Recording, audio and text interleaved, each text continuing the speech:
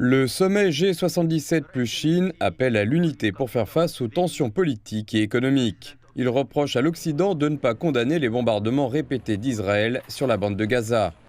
Les participants à la réunion dénoncent la brutalité commise par Israël, qui a fait plus de 20 000 morts parmi les Palestiniens, dont une majorité de femmes et d'enfants.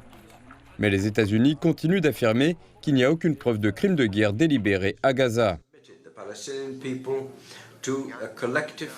Israël a soumis le peuple palestinien à une punition collective et a ôté la vie à 20 000 civils innocents.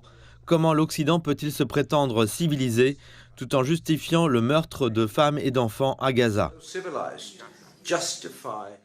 Cuba, qui a accueilli le sommet G77 plus Chine en 2023, a reproché à l'Occident d'être injuste envers les pays du Sud.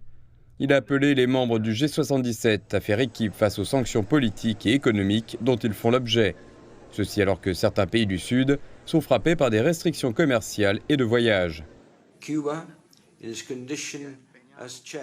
Cuba, en sa qualité de président du sommet G77 plus Chine, s'est engagé à promouvoir l'unité, la solidarité et la coopération entre les membres du Sud.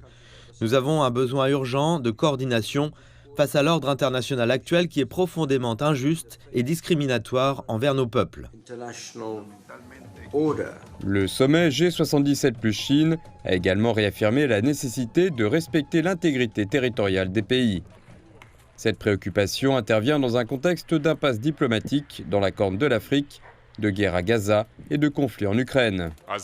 En tant que G77 plus Chine, nous devons continuer à promouvoir et à respecter la nécessité de la souveraineté nationale et donner une marge de manœuvre politique aux pays en développement, tout en mettant en œuvre les objectifs de développement convenus au niveau international.